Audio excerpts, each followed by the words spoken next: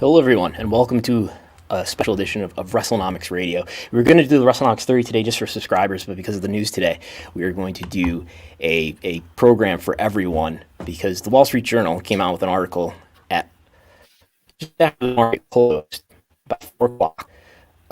Vince McMahon is trying to make a comeback to WWE, kind of a follow-up on an installment that the Wall Street Journal put out about a month ago or so, floating the idea that Vince was, according to people familiar with the situation, Vince was trying to make a comeback at WWE. But now an article today, I'll get the byline. The byline is from Lauren Thomas of the Wall Street Journal. So the article says that Vince told the company that he's electing himself, George Barrios, and Michelle Wilson to the board, according to people familiar with the matter. For longtime Wrestlenomics listeners, you will know that George Barrios and Michelle Wilson are the former co-presidents who were fired by Vince in January 2020, coinciding with the timing of when Vince decided to license the network content rather than continue to sell it direct to consumer. Anyway, the move to reinstate Vince McMahon, which the board has previously rebuffed, and the others, will require 3 current directors to vacate their positions. It's not clear where that's going to leave Stephanie McMahon and Nick Khan, who are the current co-CEOs. Stephanie McMahon is the current chairman of the board. Vince sent a letter to WWE's board of directors in late December saying he wished to return to the company and lead a strategic review process. Vince believes that there's a narrow window to sell the company because of the timing of WWE's media rights deal, presumably before they renew and have even more expensive rights fees. Right now, the size of the company, the value of the company, it's probably still manageable. It's more manageable now before rights go up for an acquirer to buy the company. He believes more companies are looking to own IP. Broad view. The board responded to his letter saying it was prepared to start a review process, presumably to sell the company. It would welcome him working with them because Vince is the controlling shareholder. Because he owns 80% of the votes, he has to approve of any sale. So they're welcoming him, cooperating with them.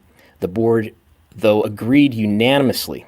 So every member of the board of directors, there's 11 of them or so, including Stephanie McMahon, Nick Khan, Paul Levesque. The board unanimously agreed that Vince's return would not be in shareholders' best interest, despite him wanting to come back. The board asked to confirm his commitment to repay the expenses that were related to the investigation into the allegations of sexual misconduct by himself and John Laurinaitis. The WWE has said in previous earnings calls and earnings reports and other documents that Vince would repay the company for the expenses related to the investigation.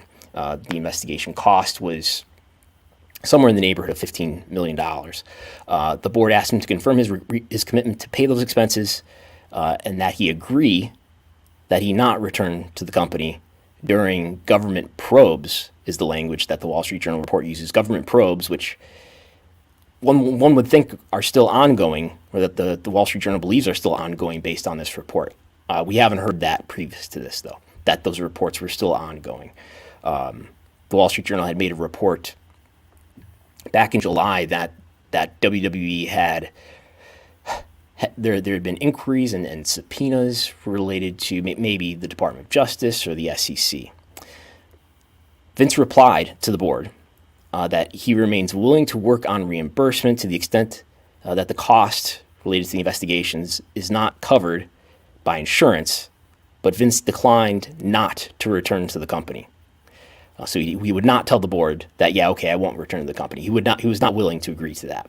Vince told the board that unless he has direct involvement as executive chairman, he won't approve of any media rights deal or sale. And one of the big questions I have coming out of this is that Vince has the ability to approve or disapprove of not just clear. I think we all agree that Vince has the ability to approve of a sale because he's the controlling shareholder. Does he have the ability to approve or disapprove of a rights renewal? Let's say WWE makes a deal with NBC Universal and Fox or Amazon, whoever, to renew the rights to Raw and SmackDown.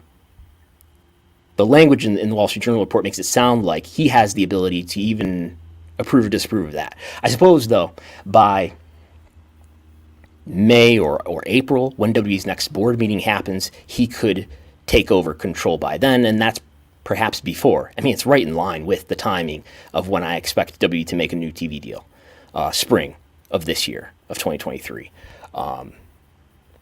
The board, the annual shareholders meeting is usually every April.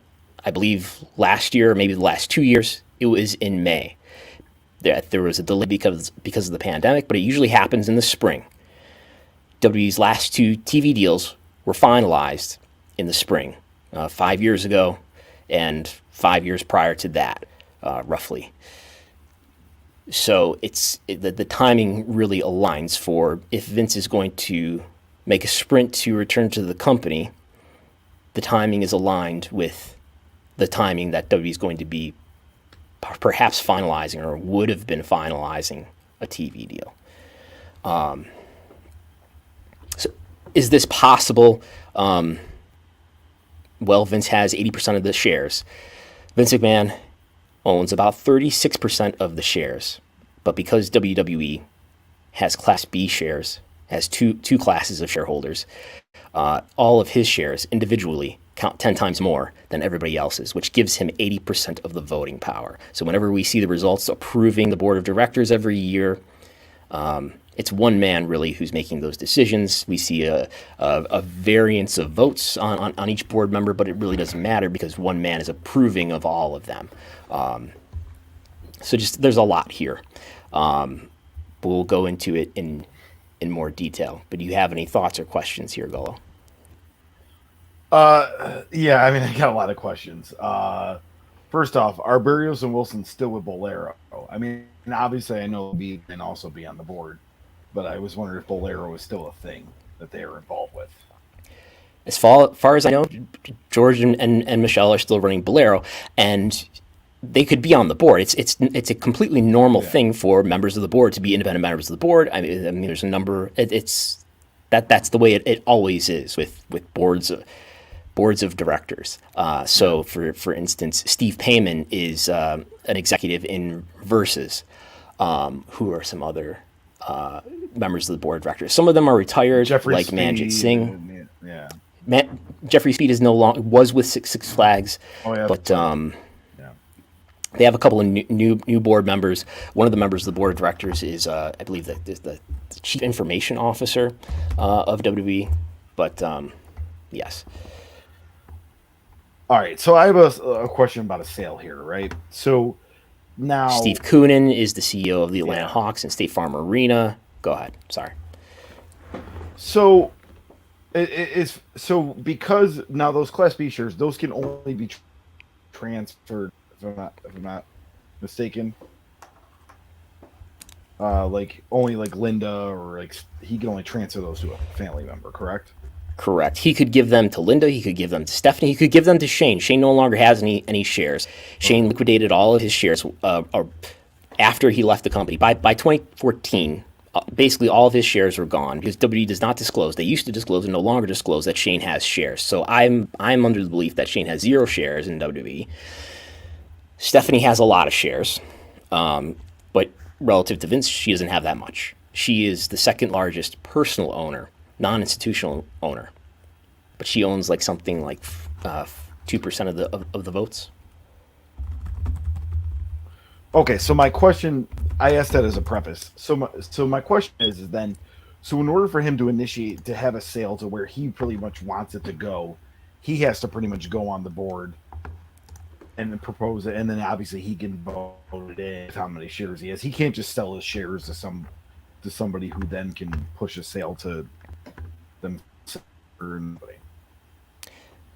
Well, I imagine what would happen, and I'm not a securities lawyer, but I imagine what would happen is at the annual shareholders meeting in the spring, he would nominate the members of the board of directors who he wants, including George and Michelle and himself. That's 3. There's currently how many members?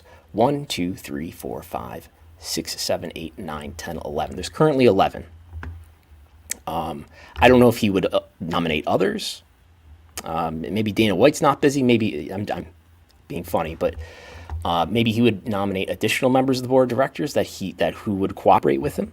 But presumably he would nominate who he wants and approve of who he wants. I'm guessing that's what would happen. So Stephanie has about 5% of the voting power.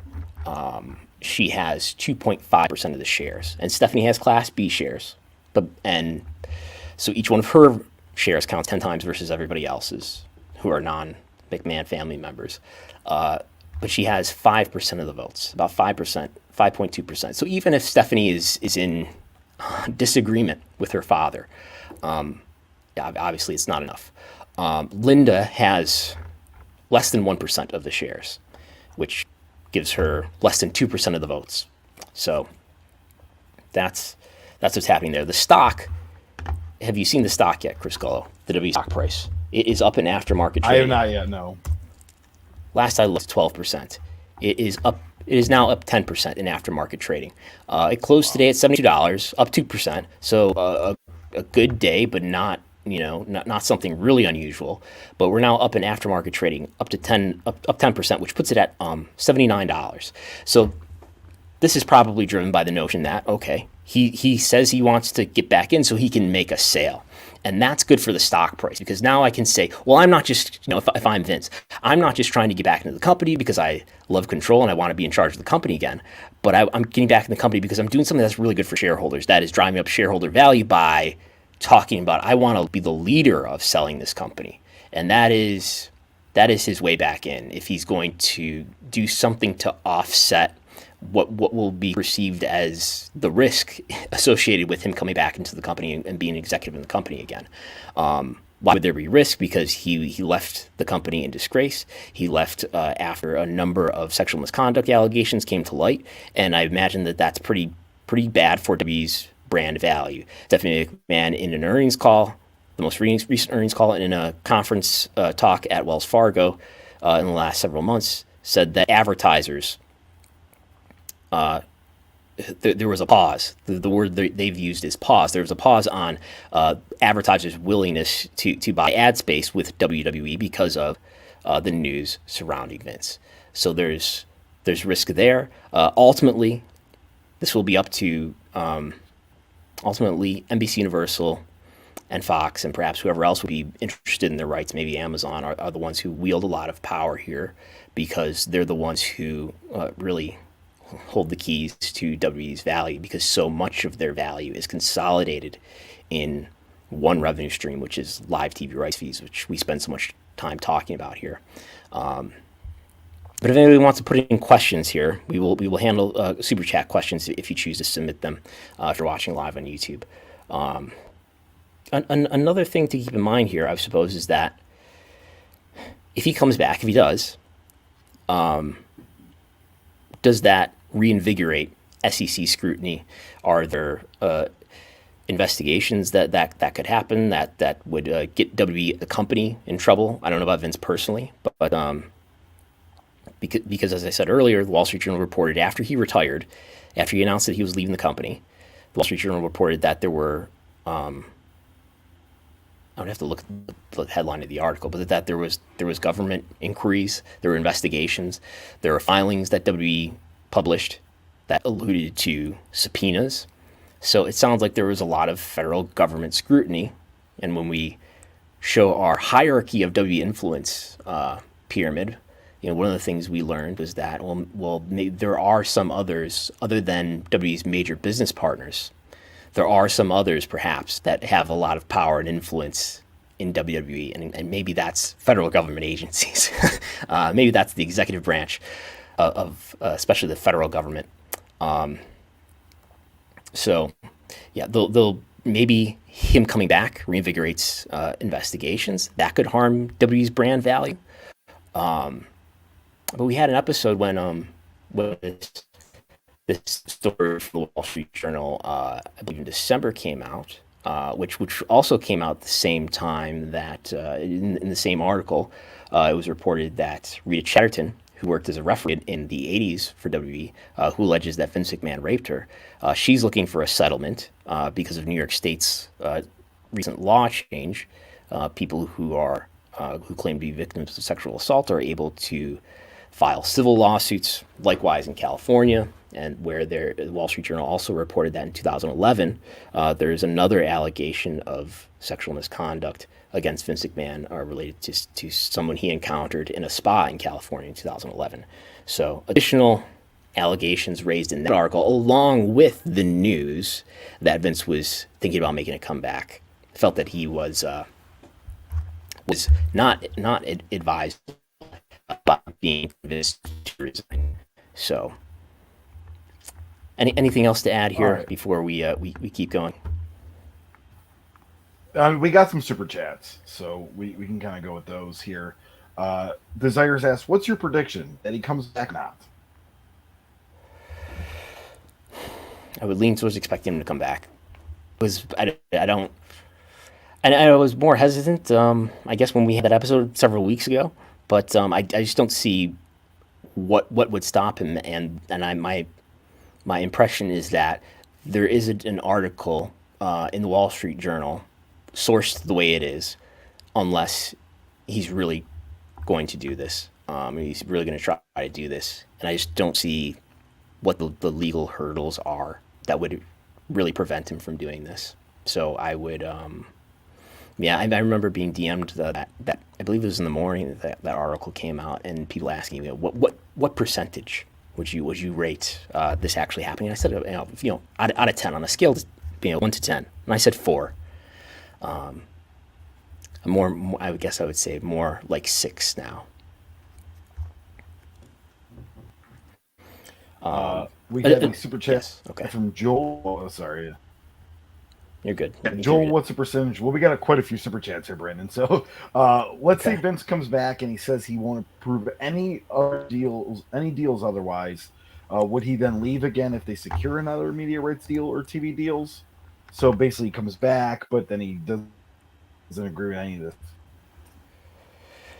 I think it's quite possible that, does Vince really want to sell the company? Is that a genuine thing that he wants to do, or is that a cover for... I want to come back to the company because, everything that I've learned about Vince McMahon over the last, my adult life and beyond, is that he doesn't want to go down without a fight. I was pretty surprised that he so willingly resigned in July, and I think that it's on one hand not all that surprising that he would try to come back, and make a comeback to the company without, I'm not sure that making the sell of the company is the thing that's really his motivating factor here, but it does give him some shareholder value cover. So did I answer the question here? I know I think so, yeah. Basically you're saying if he comes back, he's not leaving. I have a theory. Because I can imagine this. Like, what if he comes back and, we couldn't get a sale done, or he sort of, doesn't approve of a sale, or maybe makes some sort of effort that gives him cover that makes it, appear that he did try to sell the company, but he's left still in control. So anyway, go ahead. To show that he's not deceiving the shareholders, right? Like, because he's saying his main reason is to come back and have a big sale. To show that he's not deceiving the shareholders, I think he'll push for a sale. But here's what I think. I think the reason why he wants to be back is I think he wants that type of Dana White Endeavor deal where he's still in charge after a sale. I think, if you're asking me what I think Vince wants to be in control. And any situation where Vince isn't in control is not what he wants. And he's willing to burn down his own house to make it happen. He'll try to do it for a less costly expense than burning down his own house, but I think he's willing to do it. Yeah. All right, we'll continue with the super chats if you're okay with that, Brandon. Is this good, bad, or doesn't affect AEW? So for AEW, is it good for AEW? Is it bad for AEW? Or doesn't affect them? If Vince comes back and he reinstalls himself as head of creative and kicks out Paul Levesque, this is good for AEW, because the W product will suffer because he's proved himself over the last several years to be a poor head of creative. That hurts the product and hurts consumer interest, hurts fan engagement, and that will make the need for an alternative to WWE more necessary, and, to use economic language, more in demand. if I were AEW today, I would be welcoming this news, because this is what we said before over the last several months. The momentum has shifted between AEW and WWE since Vince left and Punk left AEW.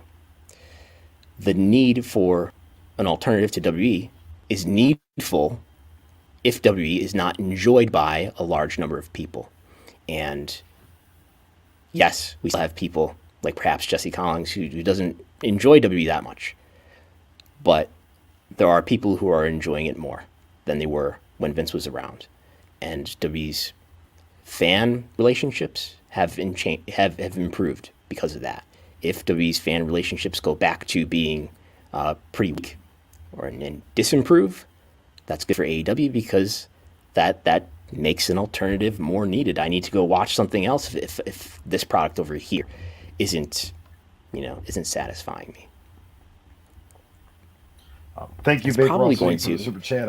And it's probably going to go back to, I mean, the return of Vince will hurt morale too, and it'll hurt morale with talent, and it will make AEW a more able recruiter of talent, because people may not be satisfied working under Vince in Vince's creative world. Sorry. All right, MJ says, please acknowledge the always has been memeness to all of this. Release the Wrestlenomics files. Just kidding, please don't. Happy news, Dave. Barrios and Wilson coming back is a real throwback for the Wrestlenomics faithful. And Monique S asks, how would a sale affect management and talent? I think you kind of just, you talked about Vince coming back, but how would a sale affect management and talent? I think a sale would risk a lot of talent being unhappy and being more willing to go get work elsewhere, whether that's in AEW or other wrestling organizations or doing something else in general. I mean, there's a lot of talent that will be just fine, though. I think we're seeing some of that as evidenced in the way that some people are behaving who are in AEW. In management, I mean, as far as like employees, I don't know. I think there's probably a lot of people who were enjoying that Vince wasn't around anymore, and that things were going in a new, fresh direction, just somewhat similar to probably the way that a lot of talent feel. Probably be a lot of people who will be just fine with it, though, but not a net positive for sure, a negative. A point that some of the listeners make too is that there might be some cuts with somebody who takes over. They might cut some of the talent or some of the. Can you imagine? I mean, so Triple H has brought back so many people, and then is Vince going to come back in and just undo it all? I mean, and I would put it past him, and so will William Regal be back in AEW before the year? I don't know. And I don't want to speculate too far, but it continues to raise a lot of questions about just what are the relationships, at least professionally speaking, what are the relationships like between Vince and Stephanie, and Vince and Paul Levesque? Because that's going to matter a lot here, I think. Is Vince really, in business competition, in an adverse relationship, at least professionally, with his family members or with Nick Khan here? Their willingness to cooperate or not cooperate with him is going to weigh heavily into whatever happens there. And the fact that the Wall Street Journal reports, and we can presume it's factual, that the board unanimously agreed, all of them, all 11 members of the WWE's board of directors, which includes Stephanie, Paul, Nick, they all agreed that Vince shouldn't come back. So I think that points to everybody there being on the same page. And hey, I mean, look at the way things have gone for Stephanie and Paul and Nick, for that matter, since Vince has been gone. They've all, they've all filled his vacancy in power, and they've all benefited from it. They've benefited from it by gaining more influence, but they've also received raises too. I believe their compensation has increased since Vince has been out as well, according to filings that WWE has put out through the SEC. Justin Robbins asks, can you check prior shareholder meetings to see if a vote was held for the last media rights deal? Unless he takes ops power, operations power, vote is his only way. Just stop. Yeah, I'm skeptical of the notion that he has the ability to approve of a media right deal. I don't think that not much is approved of or disapproved of by shareholders. Certainly, the members of the board of directors are, and then they supervise the executives, and the executives do everything. There's a few other things. We actually had audio a couple years ago of a WWE annual shareholders meeting. I think that's on our YouTube channel, in fact, along with like the PowerPoint that they showed. But I'm virtually certain that shareholders did not approve of a media rights deal. That's not the way it goes.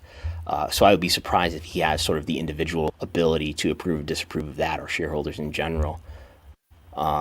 But if he puts himself in control before then, which the timing, I think the timing will work out, he would have the ability to approve or disapprove of a deal if that's what happened. Mr. Warren Hayes asks us, is it me, or does this whole story feel like a failed executive level behind the scenes power play? So, failed executive level behind the scenes power play. That's what Warren thinks it is.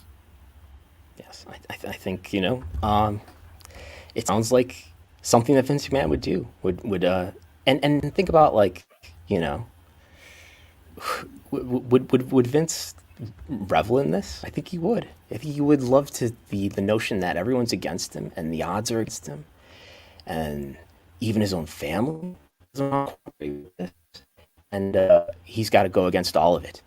And people think that he's done things that are wrong and immoral, and he probably doesn't think that he did something that's very wrong and immoral and problematic to their business, and he probably wants to make a comeback. So, something else we touched on briefly, Dana White. I guess let me read a couple things here first. So Brandon Ross, who's the light shed analyst who covers WWE stock, has tweeted a few things in response to this. He's been very much a proponent of the idea that Endeavor could possibly acquire WWE. Endeavor already owns UFC. He tweeted just after this news came out that he still believes Endeavor is the lot buyer of WWE. Comcast and Endeavor have to be considered the front runners. Comcast is the parent company of NBC Universal, which is the parent company of USA Network and Peacock. But he also tweeted what? If Endeavor and WWE did merge, so if Endeavor, the parent of UFC, and WWE merged, would Vince and Dana White be running the sports division together? And it's a timely thought, as there was video that came out in the last few days of Dana White getting into a physical altercation with his wife on New Year's Eve. The video shows his wife slapping him and him slapping her back. And it looks like Dana White's power slap, which was supposed to be the show following AEW Dynamite, as of this week. I would be very surprised, I would be very surprised if that show ends up airing next week, if at all, on TBS. I was joking to people earlier today. Maybe Vince can advise Dana to be a great time to retire, and that's clearly not the case. I think Vince would advise at this point. Anyway, we got more. Yes, we do. MJ, and he actually had the first half of this that cut off. He says talent may get benefits out of a sale. Comcast would give them benefits, for example, 401k, company stock. They can't make the talent employees. Can they? Might be talent. So he's saying if a big company like Comcast comes in and might make, they're no longer independent contractors. I suppose. I mean, it's a good thing, but I don't think that makes up for anybody who's creatively dissatisfied. That risk is still there. You can give people better benefits and better treatment from like a technical aspect. You can give them health insurance. Does that happen? Oh, I doubt it. I mean, I don't think that. I don't know that the lack of a union and then the misclassification of WWE talent is a Vince thing. I mean, There's another company, by the way, that has a number of wrestlers under contract that is probably misclassifying them as well, called All Elite Wrestling. So it's not strictly a Vince thing. It's a power thing. It's what can you get away with? And I'm not a lawyer, but there's a law that I know of that requires certain people in certain situations to have a union, or at least not in this case. So, and the nature of wrestling, or I guess the culture of wrestling, tells me that there isn't going to be a moment where people coalesce anytime in the foreseeable future, and they get together and create a union because of the individualistic nature of wrestling. Maybe other factors in wrestling, like I just don't know if there's enough organization and care to make it happen. Like if you ask the average wrestler, how do you start a union? Nobody has a clue. I just don't know how one gets started, and I don't know if there's a culture that's interested enough in that. They're interested in making themselves bigger stars. They're interested in having great creative work. They're interested in making a lot of money and progressing their careers.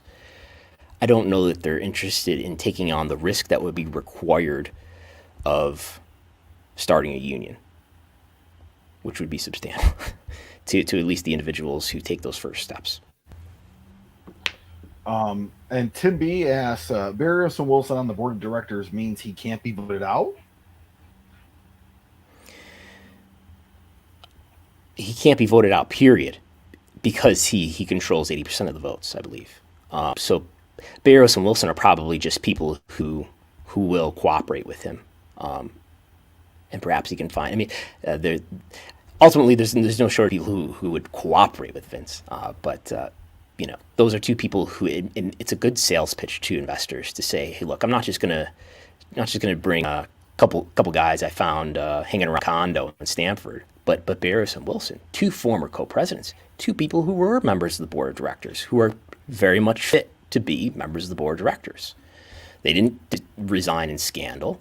They were fired because Vince wanted to use a different business strategy. So it makes sense to have them be members of the board of directors. It along with the notion that he wants to come back and sell the company, good for shareholders, is consistent with bringing back Barrios and Wilson, qualified board members and former WWE executives who are familiar with this business. Maybe Christina Salen comes back to the board of directors, though I feel like she was a Nick Khan leaning hire more than the Vince McMahon hire. Not sure. Can't say. We have more? We are caught up, and thank you all for the super chats and just making time out of your day for this, for this breaking news. So yeah. So we had a whole show planned here. We had a whole program including Wrestle Kingdom conversation. Dynamite did not do a good rating.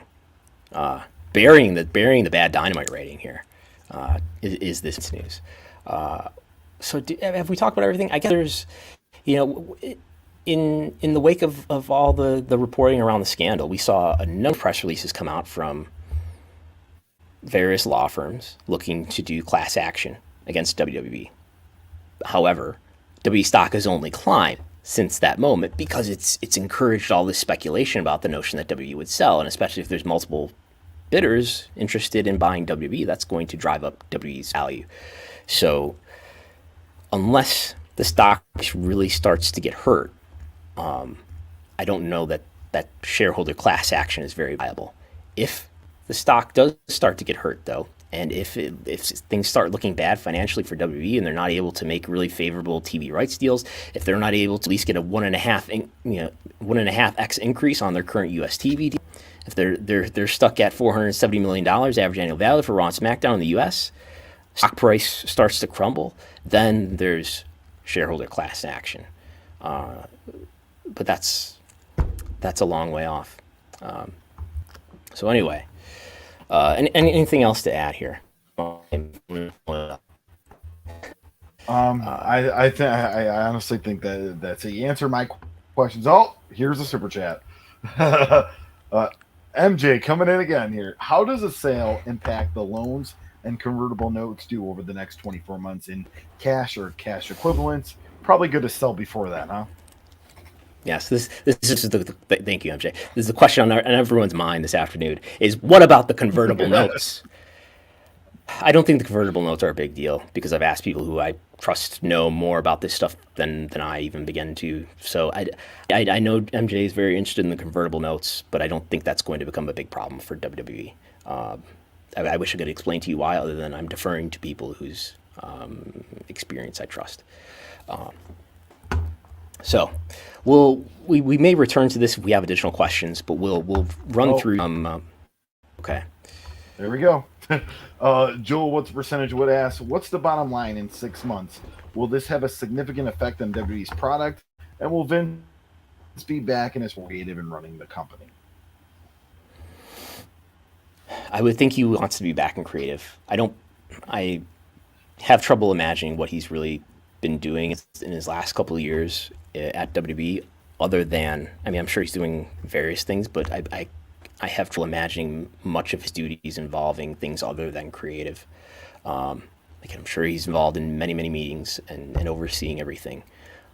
But about how much he spoke on WWE earnings calls in the last, I mean, since he fired Barrios and Wilson since 2020.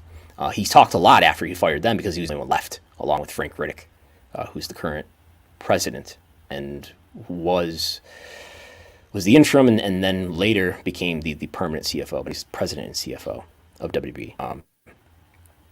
But Vince would open up these earnings calls every quarter, and he would have a couple minutes worth of an opening statement, and then he would throw it to Nick Khan and to Stephanie McMahon, and they would do all the talking. And in fact, they would do all the talking in question and answer session with stock analysts too, which makes me think that he's not super engaged with the rest of the biz other than creative, which his reputation is that he's highly in control and highly micromanages creative. So I have trouble believing that he's doing a lot else other than that, or that he's nearly as engaged in media strategy as he is in creative. I think he would put himself, so I guess I rambled on that to say I think he would put himself back in charge of creative, because if not that, what's he going to do? I guess he would have a lot of oversight power, but I can't imagine a Vince McMahon who does not want to be involved in creative and does not want to be in control and doing everything around it. Okay, here's a crazy scenario. One more crazy scenario. I'm thinking of this. He puts up a group to buy WWE, an Alpha Entertainment group of investors, himself and a few others, so he could totally be in control. And he could vote his own sale because he's selling it to himself. Is that a crazy scenario? I think if that's what keeps him in power, sure. I mean, I wouldn't rule anything out, or maybe even taking the company private. But all right, so let's briefly get to I don't know, brief it. Let's get to the WWE. It's not the WWE. The AEW TV rating, 0.26 in the demo. 0.26 in the demo, and 864,000 viewers. This is AEW's lowest demo rating since January 6th, 2021, when AEW Dynamite was going up against not just NXT, that was in the Wednesday Night War era, but it was also going up against tremendous news coverage as the U.S. Capitol building was being attacked on January 6th. Tons of cable news viewership. I believe the broadcast networks probably even broke in with news coverage on that night. And NXT and Dynamite, or at least Dynamite was, and NXT has the reputation of holding up against almost any world event. But Dynamite got crushed with a 0.25 demo rating on that night. 0.26 is what the rating was on this occasion. So a pretty weak rating for Dynamite. We'll see what happens next week if the speculation surrounding perhaps Sasha Banks, or should I say Mercedes Moné, making her return or making her debut to AEW, maybe that pops up for them, maybe especially with younger viewers, but we'll see. And Wrestle Kingdom. Did you have you seen any highlights of Wrestle Kingdom, or do you actually want to take us through? I've seen highlights. Yes. Start with the Rambo. What did you think of the Rambo? I've only seen highlights, but I've heard about the Rambo and heard about some other things. So, it looked. I mean, from all reports, it was a really good show, and Kenny Omega didn't show any of not being 100%. Yeah. So we'll do a yeah, I'm just getting blown up with messages here. So we'll do some reporting on Wrestle Kingdom, but first we'll do a quick plug while we have you here. So if you want to support Wrestlenomics, the best way to do it is go to patreon.com/Wrestlenomics and subscribe for just $5 a month. We do ratings reports that come out nearly every day. I will have quarter hours for AEW Dynamite. I should have that out this evening. You get access to the Wrestlenomics viewer spreadsheet, which gives you access to going back to late 2014. All the wrestling viewership data that I have access to. And we may be joined by a guest here in a moment. You get access to the slides that we put out with Wrestlenomics Radio every Sunday, as well as other reporting on occasion. So there's patreon.com/Wrestlenomics. Join the hundreds of subscribers, including people in the business. So Wrestle Kingdom, attendance, 26,085 was the attendance that New Japan announced. So this was the first Wrestle Kingdom, of course, Tokyo Dome event, first Wrestle Kingdom since 2020 that was allowed to have full capacity, allowed to have people cheering. So this is on par with the Wrestle Kingdom attendance of 2016 and 2017. The Wrestle Kingdom attendance had been climbing. 2016 to 2017 it was higher, at least the number that they announced. In 2018 it was much higher, nearly 35,000 announced attendees for Wrestle Kingdom in 2018. And then in 2019, they announced 38,000. So higher again. And then 2020, they did a 2-day event, 40,000 on day one, higher than any of the previous single-day events, and 30,000 on the second day for a total of over 70,000 attendees. Again, those figures are announced. So this one, doing 26,000 attendees.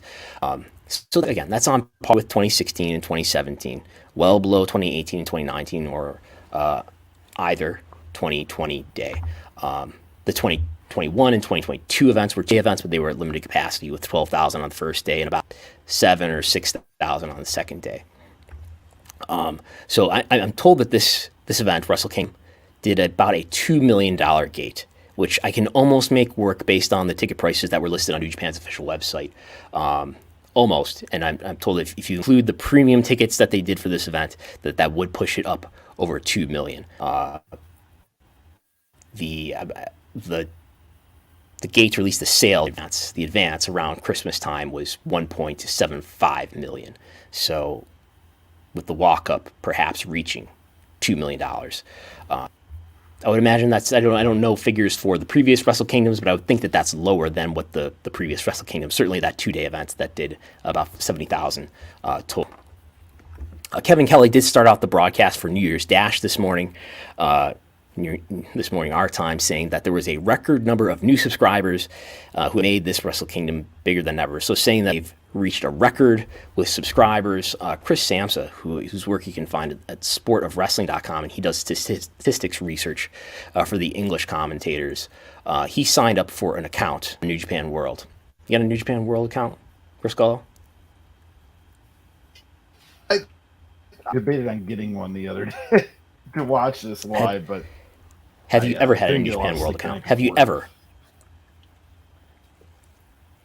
I've never known. I ordered the pay-per-view back in the day on Flips. So okay. So if you sign up for an account, you get a member number.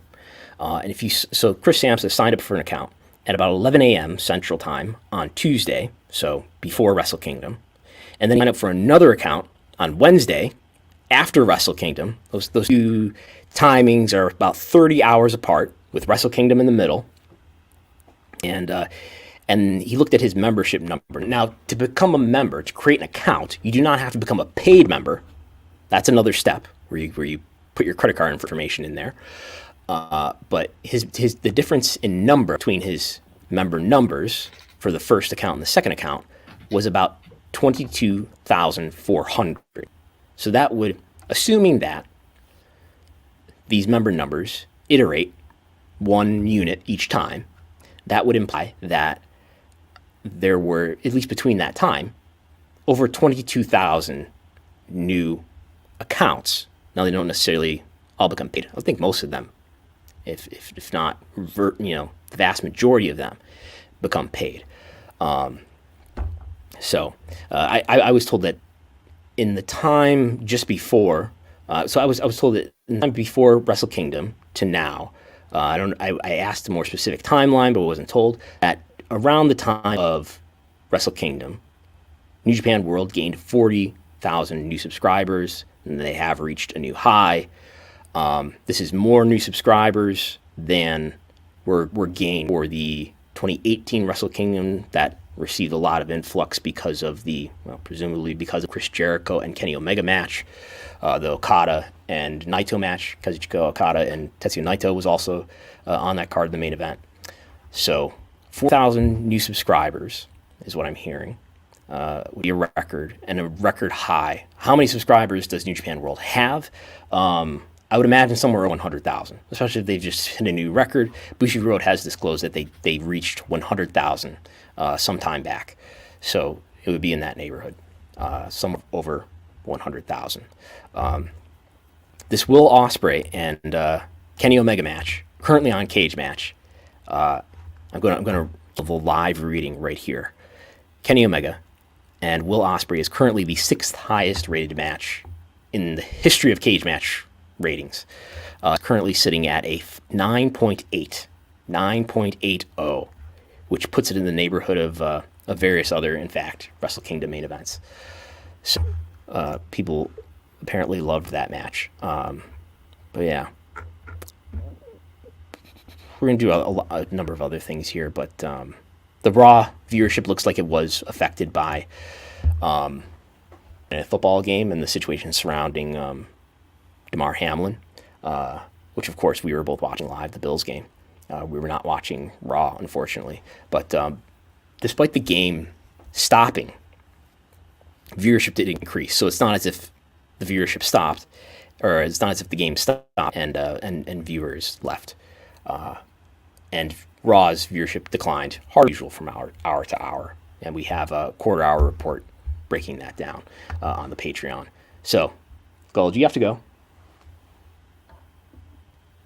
Yeah, I should probably head out here. I know who you're tagging in, it looks like. He asked a super chat right when we were changing topic from the Vince McMahon stuff. So I guess one of the last things I'll do before I leave is his question. If it's your company, do you sell for $6 to $7 billion, or do you run the risk of trying to get the lofty TV rights expected, knowing if you don't, stock crumbles? And there we go. Okay, Yeah. so here we have joining us MJ from NJ, who if you send your way onto the show is basically. If you send in enough super chats, eventually we might give you a link to come in and actually talk to us. So hello, how are you? I saw you were watching CNBC. I saw you sent me the tiniest video ever on CNBC that I was not able to play on my phone. So what was CNBC covering the W News today? Yeah, and doing so as I would have expected them to do, right? They kind of come in with the big splashy headline, smack down to the board, pull up the year-to-date chart. Did they use wrestling puns? That's a key question. Oh, yeah. And also CNBC, like maybe future colleagues of Vince McMahon. So that can't be discounted. Owned by Comcast and NBC Universal. But they did do that thing where they say, like, oh, you see stocks are up 12% or 10% after hours, whatever it was, at 80. And they point to where Vince left the company in July, obviously not at 80, right? So immediately, what do you think if you're just a naive investor or a naive viewer of financial news? Oh, well, Vince must be, the reason the stock is ripping right now. Never mind the fact that it was at 80 a few weeks ago and that I've been watching the action over the last few weeks. You could just see it being taken down. In what I thought was anticipation of this was, well, they'll take it down, only to run it back up for the premium on a sale price or to make it look like Vince coming back is great news.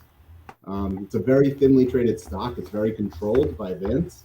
Like I've tried to explain that to you, Brandon. When the shares are locked up as much as they are by Vince and by others, you end up just with a controlled stock that can be moved on low volume and on sudden spikes.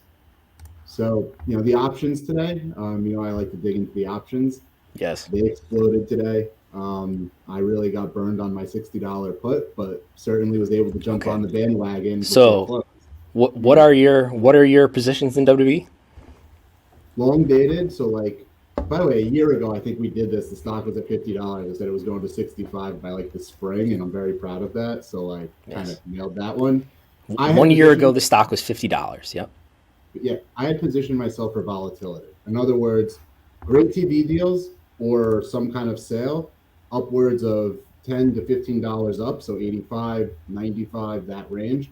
I also positioned myself for it to really collapse because on the event of bad TV deals or just the leaked rumors that the negotiations were not going great or stalled, or my view, as I said last time I joined you guys, there's no money left in media for all these rights, or certainly not the lower tier rights.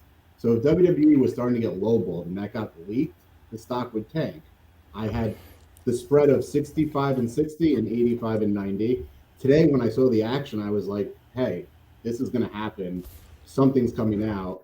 And I was able to get some in before the end of the day where it's like $70, $75. Those just started exploding today. Yes, I was working on reporting the Dynamite rating, and suddenly I was just barraged by texts from NJ asking me abruptly, "What is going on?" And I'm like, "What is he on about now?"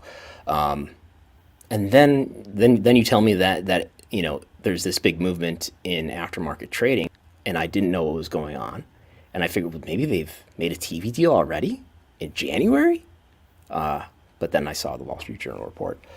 But yeah, do you think, am I on the right track here in terms of these two factors that I see here, bringing back Barrios and Wilson, which is the minor one, but saying that you want to come back and make a sale of the company to sort of give him, it may or may not be sincere, we don't know that, but at least to give him shareholder value cover to say, hey, look, don't be scared. I'm going to help you increase the stock price. I think that's on to something. Full disclosure, I've been in and out of WWE stock, as I've said before, like for years, going back to prior to the 2018 deals. The one thing I remember, Brandon, is like that team, Wilson, Barrios, the IR team, they were heavily celebrated in the investor community, the audience that cares about the stock, for everything they did during the run up to $100. Like it really was a phenomenal job by that group. And I can see a situation where if you want to bring back Vince and you want to do it in a way that makes the shareholders comfortable, well, you bring back in the people that had great success the last time. And whether it's window dressing or not, like, I think there's something to that. It's names people are familiar with. How funny is it that they fired them and now they're going to come back and be Vince's allies? Not that we know that's happening for sure. That's conjecture, but it is, to me, it makes sense that you bring back people that had really good previous success with the investor community, investor relations. So my impression of, if you're talking about the TV deals that were made in 2018, which is the TV deals that they're currently under, which was more than a triple of previous deal. My impression is that they brought in Nick Khan and maybe others as well, but that Nick Khan, who was I talking with about this recently? That I had to bring up the Hollywood Reporter article that mentions how the Fox deal at least came together, and then Nick Khan was very obvious that's what led to him becoming an executive in the company. Now the 2014 deal, I guess I could play red team this and say, look at the 2014 deal. That was maybe more so under influence of Barrios and Wilson. They brought in UTA, I believe, the talent agency UTA, to come in and help them. The 2014 deal, which was disappointing. It was an increase. It was a 7x increase over the previous deal at that time. But it was a disappointment, perhaps because of the timing network launch, which had just happened a few months earlier, again in 2014. And maybe that made Comcast / NBC Universal uncomfortable. That maybe I don't know what the logic would be. That maybe if you've got a W network out here that's over the top, as the terminology was at the time, and that maybe people won't watch Raw as much, watch SmackDown as much if they've got a streaming service. Not that Raw or SmackDown was going to be on, at least not on something better 30-day delay. Maybe if the network exists, maybe that hurts ratings. In any case, they got a disappointing deal because Vince went on an earnings call before that and told Mike Hickey of Benchmark analyst that you could put me in a hammerlock if I don't at least bull our rights. And they didn't. I want to come back to that in a second. On the Wilson and Barrios thing, I think they get credit. I'm trying to pull up here, and as I search, like, for where that award was, Investor Relations of the Year, yada yada. I think they get credit. I think the fact that Khan's there, I mean, it's a dream team, right? It's a dream team. They were there. It's the people that were here. Yes. It's the people that did the agency. Right. On that point that you brought up, and that's my last super chat that I sent in before I saw Yes. the link here to join you. You're running a gamble here. Are you going to get the 1.5 increase, 1.7, or are you going to come in below expectation, which Morgan Stanley put out into the public? Like, if you come in on the low end, your stock can collapse. And we've seen it run up from $50 a share at the end of 2021 in a bad market. How strong is that support? And, like, if they don't exceed expectations, you know there'd be a sell-off. Where does it find a balance? Where does it find a level that it'll trade at? Where's the support? Is it down at 60? Because then you just watch your company go from $80 a share to $60 a share, and you're Vince McMahon at home, and you just watched all the benefit of the last year go out the door. And now you're out of control. You're not involved. You can't do anything to restore the value. Like, that's a gamble that the largest shareholder of this company is making here. And I think the sale was always inevitable because I just don't think you watch it round trip at that point. I guess, like, what I would ask that is, like, what do you, I mean, he may be risking a lot of value, but what do you think matters to Vince? What do you think matters anything that matters more than money to him? Yes, and I think there is. I think being in control of his company and having this life that he's lived for decades, where he's in charge and hundreds of people scurry around to support and serve him, and somehow they get him into letting go of that. There's all sorts of stories here that we don't know the details of. Agreed. that are fascinating I would love to know how all this unfolded. How you convinced Vince McMahon to do this? I've joked to people, maybe the best deal that Nick Khan has ever made was not a TV deal, but was playing a part in convincing Vince McMahon to resign in July 2022. But it's just fascinating to me that he was willing to let go. So on one hand, again, I said 4 out of 10 several months ago, but it's not that surprising that he would be trying to come back. And not only not surprising, well, it's encouraged by the notion that he would probably love this kind of thing. He would probably it's the ultimate thrill. It's the ultimate thrill ride for him to be up against all this adversity and to try to make this throw it back in everybody's face comeback. Absolutely. I think there's nothing more Vince than to, like, come out at the end of this and I conquered a sexual misconduct scandal. I conquered the SEC. I came back, whatever. When do you think, Brandon, like, speculating here, so none of this, there's so much of this we don't know. But when do you think at any point Vince decided he'd be open to selling the company? Do you think that was just in the last few months when the scandal broke? Because personal opinion, speculation, conspiracy, if you will, I think this was all in the going back to May or June when the steps away randomly, unannounced, very unlike someone at that level, someone that visible in a corporation to, hey, I'm tweeting out that I'm leaving, and that's how her coworkers found out. Like, might have there been plans for this to be the case all along? I joke about, like, the always has been meme, but to me, it feels a lot like this was always going to be the outcome of the 2023 TV deals. There would be no TV deals. There would be a sale because it makes more sense for the bidders to acquire it outright. I think the macroeconomic conditions, as we talked about last time I was here, forces the hand a little bit. It kind of accelerates that. And on the flip side, like, again, what matters to Vince? I think his legacy matters. I think it's very tough to be Vince McMahon, king of pro wrestling, king of sports entertainment, creator of all that we know in wrestling, as they'll have us believe.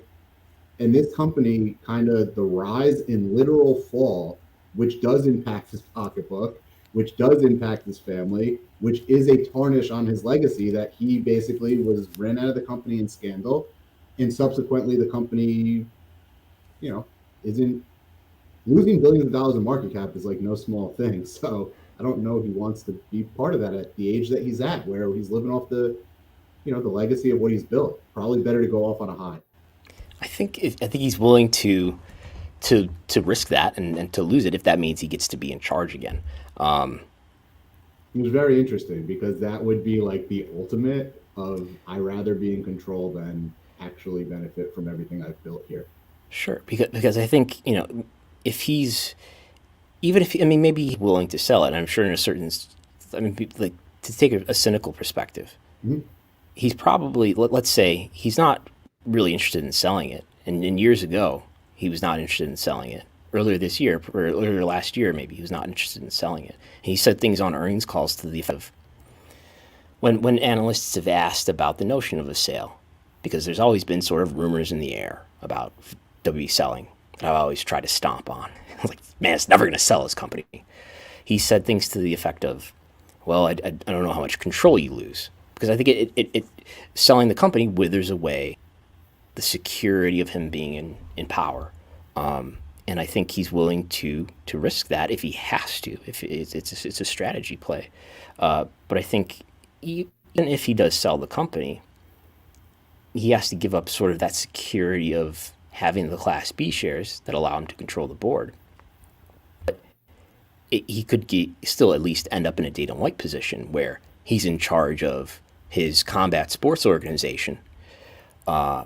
He may not have the ownership, the controlling ownership of it at that point, but at least he has control of the company, which I think I've said for years is the number one thing for him. Money is nice, but ultimately, I think this is about power and about Vince wanting to maintain power. And what's he been doing with his life since July? I can't imagine. I'd like to see the reality show documenting that, keeping up with the McMahons. The Netflix documentary, they'll never finish it. I think what we're both saying can both be true. I think there was obviously the scandal that broke, which put him in a weird position where, like, yeah, maybe the plan was to continue to be in power of something while selling it. That obviously becomes much more tougher when you're dealing with the scandal. So then you're kind of out of it altogether. Now you're either out of it and you're out of it, you're not selling it, you're not involved, or you could at least sell it. I don't know. The scandal obviously changed the dynamic quite a bit. There's so much more to this that we don't know, where the leaks came from, how it all unfolded, the power dynamics behind the scenes. Like, that would reveal so much. We're never going to probably know everything until they tell it all. But yeah, fascinating. Something the last story, the Wall Street Journal story that broke where it just got hinted, there's smoke, there's fire. That stuff's not by accident that it gets floated out there and randomly it gets picked up as a, you know. And as we've said before, we now have seven publicly known allegations of sexual misconduct against McMahon, everything from sexual harassment to rape. When you have seven sexual misconduct allegations against you, it's very easy to believe that there may be more. So that may be something that comes to public light as well. So anything else? He should not be in control of this company. I'll put that out there. And I think that is one of the things that I'll look back on 2022, because this was, to me, the biggest story in wrestling in decades, was Vince McMahon needing to be step away from where pushed out or resign or whatever, right? Like, that's a huge story. And to me, one of the big things afterwards was how much he personally benefited without much scrutiny once he was off camera. And yes, the Wall Street Journals and the allegations. He benefited on paper. His market value, the market value of the shares that he held, which he had no access to because he's not willing to liquidate them, his value grew a lot on paper. It grew a lot. Certainly, the dividend payments would have grown and increased with the increase of the stock, I believe. But should he be in power? Should he be able to retain ownership of this thing, of this company, WWE, that he had to leave in disgrace from? Like, I just don't think that there's a disconnect there. And I think ultimately it'll be good that he's no longer in charge and involved. I think the ramifications, the impact will be far-ranging depending on how it plays out. Obviously different if they sell it versus it stays with the family, but he should have to divest of the shares. I don't know how you can use a company as a personal piggy bank and then not be forced to divest of your interest. Yeah, I guess we'll wrap up in a moment. We might have more super chats here. I should probably check now that Gullo is gone.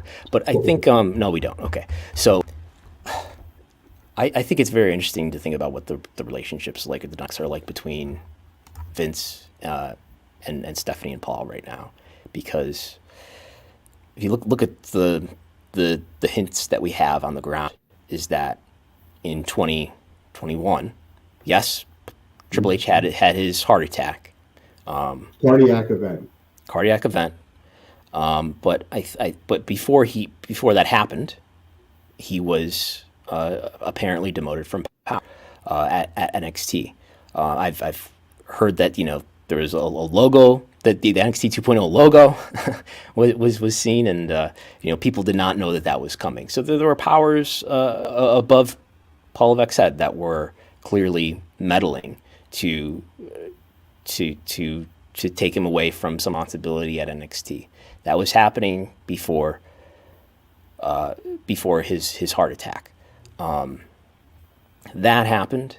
The talent recruitment direction happened, and with the NAL program, maybe it has, maybe Triple H would endorse that as well. But anyway, and then while he's apparently recovering from it, Vince fired a lot of talent, a lot of people who were very close to him, including William Regal, Brian James, Gabe Sapolsky. Fires a lot of talent that he had a lot to do with in NXT. Can I jump in real quick? Yes. That is something you would do if you were preparing for a sale.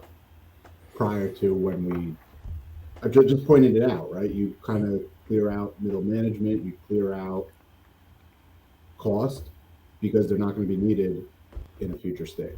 Just putting that out there. That's like. But that's not consistent with my WWE worldview of. No, but does he just sincerely want to sell the company? No. Unless he has to sacrifice staying in control. I'm just putting out there that the actions of doing that would be consistent with a company that is looking to prepare itself for an ultimate, right? And that was before the scandal, and that was before Stephanie steps up. Right. Okay. I'm sorry. I just want. No, you're right, because people reacted that way when there were all these releases, and there weren't just releases, but there was a lot of layoffs, things that aren't as high profile. I've tried to highlight. Yeah, it's an issue for these people who are losing their jobs, who are talent.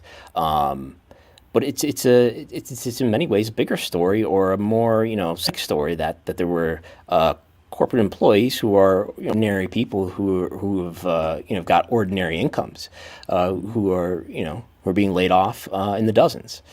So all that consistent with the notion of a sale, which is exactly how people reacted, because they're not just talent being laid off, but employees as well. Oh, they must be on the verge of a sale. I think there was just a lot of executive shakeup happening. This is around the time, or maybe about a year after Nick Khan and Christina Salin, the two big executives that entered WWE in 2020, and I think they probably wanted to establish their strategy, and that meant a lot of personnel changes. So I think that was a big part of the corporate piece, right? Yeah, agreed. So anyway, and they got into 2022. Stephanie makes her announcement that she's going to take a temporary leave of absence on the 19th. Less than a month later, Wall Street Journal story breaks for the first time. When did the Business Insider story come out? Just in that? Was that before? Before that. Before that. Yes. So that gets leaked. She says, "I'm stepping away." Business Insider stories that Vince McMahon pushed her out because of performance issues, presumably with ad sales. That's what the Business Insider story says. Fightful and Wrestling Observer contradict that. Just trying to establish the timeline here. Yeah. And, something that came out in your documentary, which was fantastic and one of the best end-of-year pieces I had seen, was the fact that Hunter and Stephanie's story do not line up in terms of how she wound up back. And it just adds question marks around that whole series of events that is in part of that timeline. And I don't want to make too big of a deal of it. It could be innocuous, but what we're referring to is that Stephanie has said on earnings calls that she asked to come back. So she was temporary leave of absence from her role as chief brand officer, which was her title at the time. And according to her on an earnings call in Q&A, she said that she asked to come, or she wanted to come back. Right. This is something she's been in her whole life, and she would love the opportunity. Like, was what she grew up in. And we have Triple H's interview, Ariel Helwani, I believe later, describing a scene where they're driving down their cabin and they get a phone call asking her to come back. Does that mean anything? I don't know, but that's a meaningful difference in their descriptions of what happened. I read into it just the way I read into these things, and I say it means something in the sense that I always viewed it as temporary. I think I've said that pretty common. He said it was temporary, her leave of absence. No. I believe that her coming in and the dual power structure, and I think that was to build a lot of stability at a time of uncertainty in the company. But that was never, to me, it never made sense that was the long range view of this is how the company is going to be managed. You have Hunter coming back to this job after all that happened. He's not a corporate person. You have Stephanie, who wanted to step away, now being brought back in. The public's supposed to appreciate her as the new leader, even though the ad stuff was a little underperforming. To me, it was like, hey, we're bringing in the people that everyone know. Wrestling people know Hunter. Everybody in the business community knows Steph. We got this ship steady. Don't worry. But the direction to me was always was Vince will ultimately influence the company with his voting power, and that they would not see TV deals in the future. But there's just a lot there that we don't know, but I piece it together that way. One person's view of it. Right. Well, there's much more to come in the story that we don't know yet.